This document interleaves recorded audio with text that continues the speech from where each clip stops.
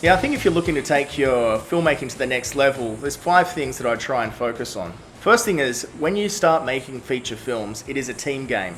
It can be tempting to feel like you're the auteur and you need to be the director and the script writer, you need to be in control of everything.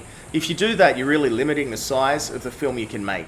It's a team game. You need to have great people around you. You need to have everyone from a first AD, people looking after sound and lighting, people looking after continuity. So make sure that you don't forget all the people that it takes and have them as part of your vision. Get them on board, and as a team you'll be able to make a great film together.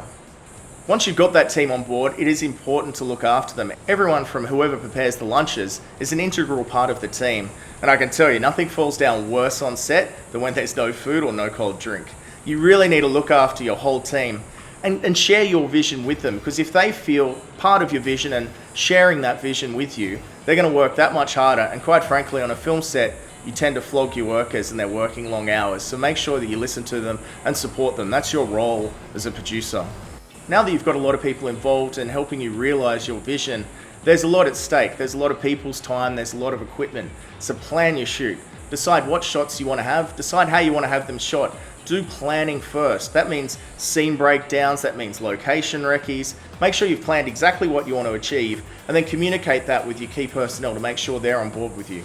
Depending on the kind of feature film, it's not unusual for pre-production and post-production to be at least equal to, if not double, the time of the actual production. On a 4-week shoot, you might be spending 8 weeks just planning it out. And this isn't talking about when you're reviewing scripts or looking at casting. This is just the time to plan out what shots do we need, what locations do we need, how are we going to group them together so we can actually use the actors' time on set as efficiently as possible.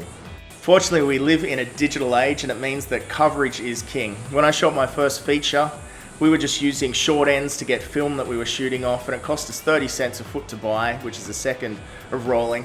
When we had it processed, it was 70 cents a second. So it became very expensive. On that feature film, we only had 4 hours of coverage for a 90-minute film.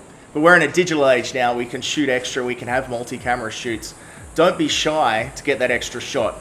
Now, when I'm covering things, when I'm filming, I always like to make sure I have certain key shots.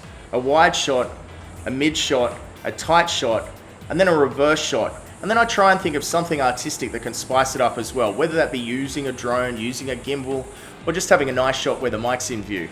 Always think about ways in which you can convey the meaning you're trying to in a little bit of a different aspect, but make sure you have the coverage. Never just shoot something from one angle.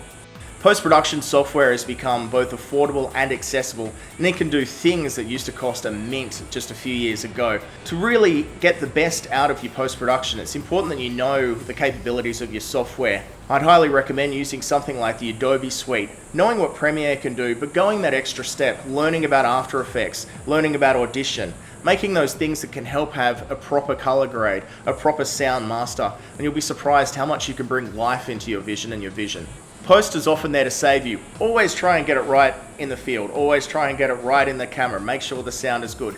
But sometimes things conspire against you. I was shooting in southern Turkey recently, and the room we're in was just dark. It wasn't somewhere which we could light properly. And so there was a bit of grain noise in the background. But fortunately, I realized that with Adobe Suite and using After Effects, you can actually import it, it'll register the noise, and you can denoise that shot and improve it vastly. There's a lot of little things like this where post can help you tweak, but always remember it's just a tweak. You really want to do your best to get it right the first time. Thanks for watching. I'm Peter Furst. Don't forget to like and subscribe.